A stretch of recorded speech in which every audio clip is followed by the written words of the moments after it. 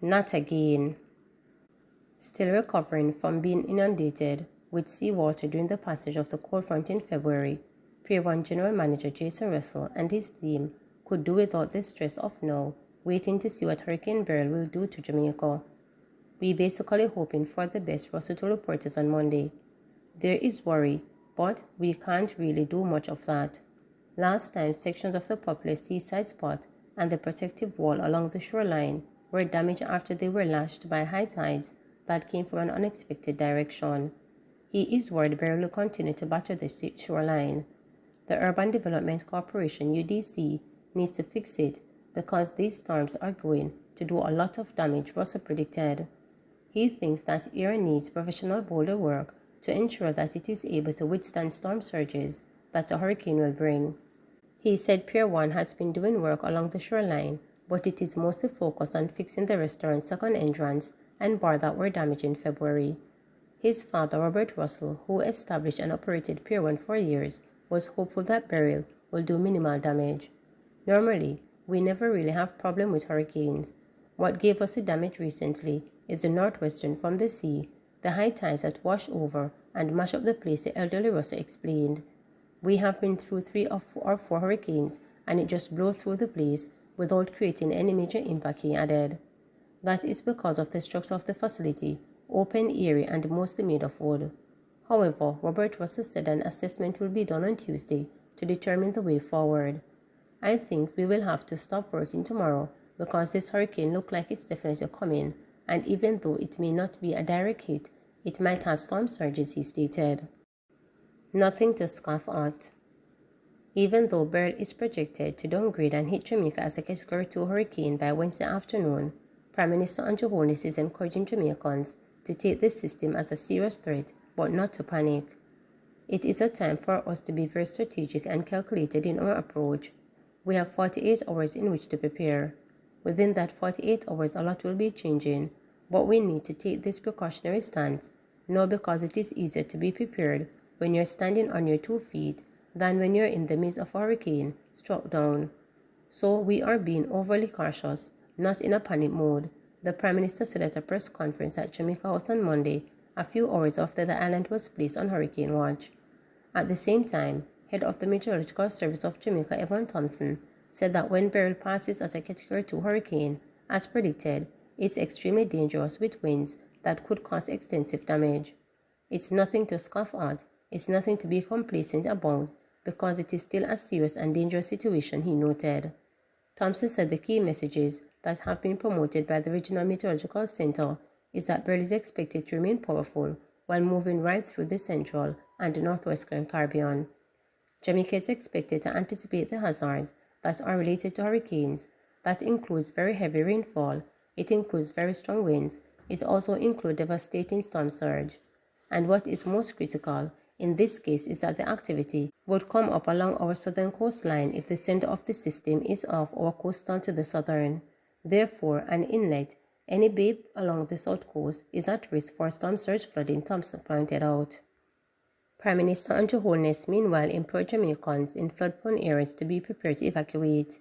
If you live particularly in low-lying areas starting from the most eastern end of the island, that would be anywhere in Portland and St. Thomas, coming up to all around. If you are in the areas of East Rural St. Andrew, please, you're going to be impacted, so take the necessary step.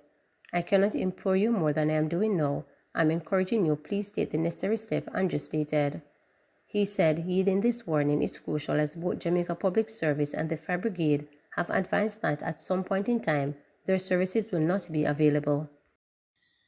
Man on Trelawney's cop radar gunned down during home invasion. A man who was reportedly on the Trelawney police radar was shot and killed during a home invasion on Sunday night. The deceased has been identified as 40-year-old Sheldon Hillon of a New Forest, Dwayneville address in the parish. Reports from the Trelawney police are that about 11 p.m., residents heard explosions coming from the direction of Heldon's home. The police were summoned and upon their arrival, Hillon was found suffering from multiple gunshot wounds. He was taken to the Falmouth Police General Hospital where he was pronounced dead. The police are yet to determine a motive for the killing. Curfew extended in sections of Green Island.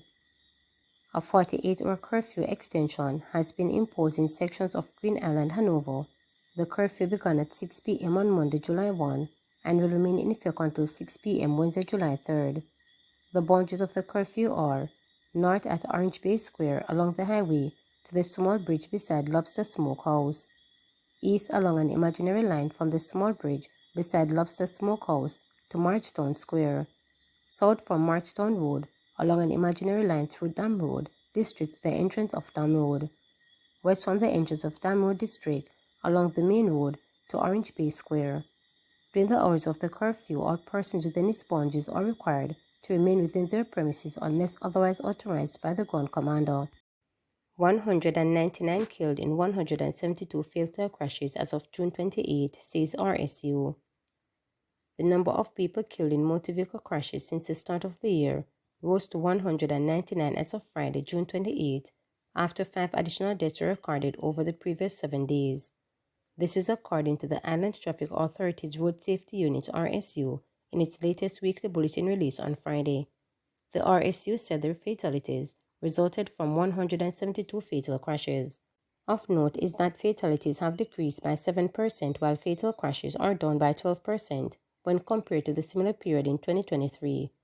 The latest fatalities recorded between 2022 of June and June 2028 includes 3 drivers of private motor cars, a private motor car passenger, and a pedestrian.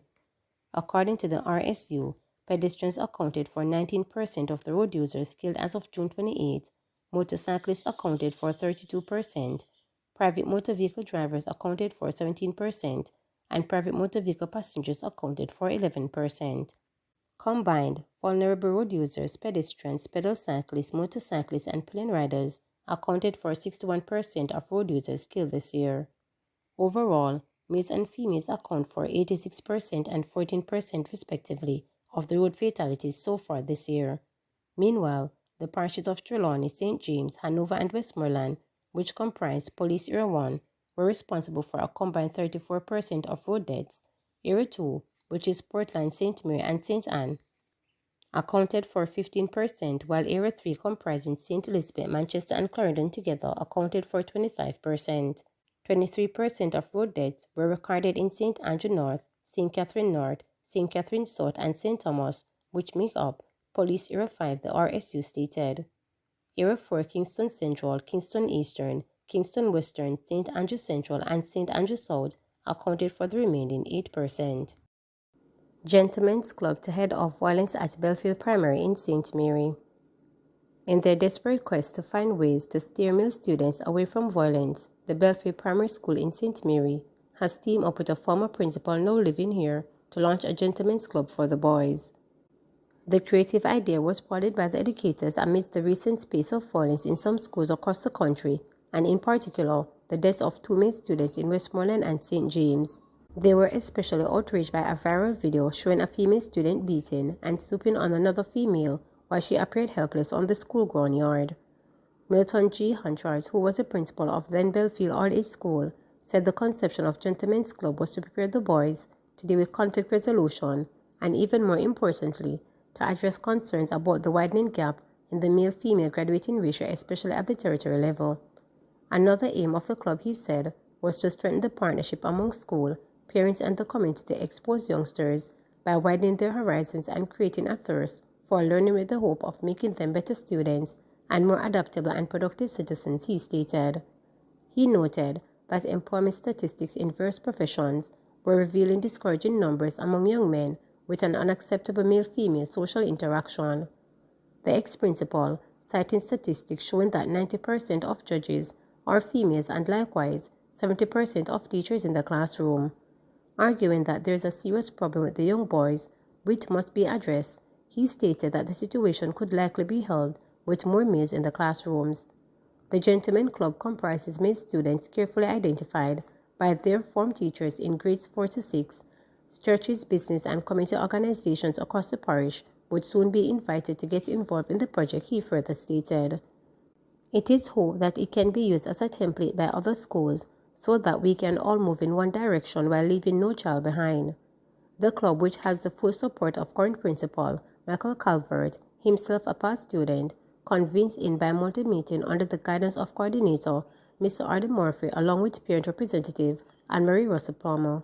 Please remember to subscribe, like, share, and click the notification bell for daily updates.